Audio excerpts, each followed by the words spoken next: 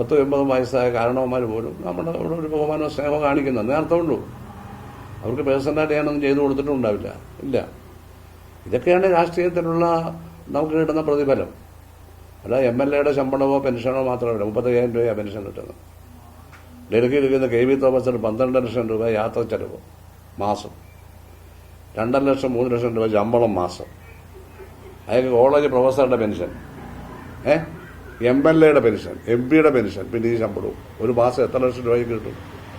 ഇത് പുഴുക്കത്തില്ല. എന്തിനാ ഇത്രയും പൈസ?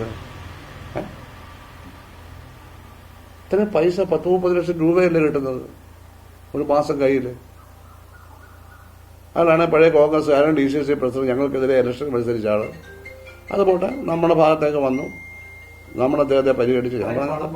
ഞാൻ പറഞ്ഞത് അങ്ങനെയൊക്കെ ഒരാളുള്ളപ്പോൾ എനിക്ക് 35,000 രൂപ പെൻഷൻ മാത്രമേ ഉള്ളൂ. എൻ്റെ വൈഫിൻ്റെ പെൻഷൻ വേറെ, കോളേജിൽ പോകുമ്പോൾ അതവർ വീട്ടാവശ്യത്തിനൊക്കെ അത് ഉപയോഗിക്കുന്നു.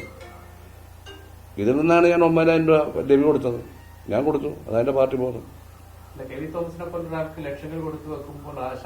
അല്ല, അയാൾ ഡൽഹിയിലല്ലേ, അയാൾക്ക് അത് ഞാനൊന്നും ധാരണപ്പെടുന്നത്. ഞാൻ എന്റെ കാര്യമാണ് പറഞ്ഞു.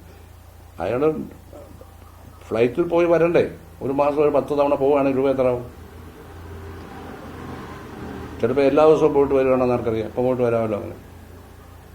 അപ്പം അതിന് ചിലവുണ്ട്. അപ്പോൾ ഞങ്ങളൊക്കെ ഒരു ഇതുപോലെ തന്നെ മന്ത്രിയായിരുന്നു, MLA ആയിരുന്നു, പാർട്ടിയുടെ ഇതായിരുന്നു, ജില്ലാ സെക്രട്ടറി ആയിരുന്നു. വെറും 35,000 രൂപ പ്രതിമാസം വരുമാനമുള്ളൂ. അത് MLA ആയതുകൊണ്ടല്ലേ? അതും കാണത്തില്ല. MLA അല്ലായിരുന്നു എനിക്കൊരു വരുമാനം ഉണ്ടാവില്ലായിരുന്നു. ഞങ്ങൾക്കതിലൊന്നും ഒരു വിഷമമില്ല എന്ന് പറയുകയാണ്. ആർക്കും കൊടുത്തതിനുമില്ല. ഞാൻ പറയുകയാണ്,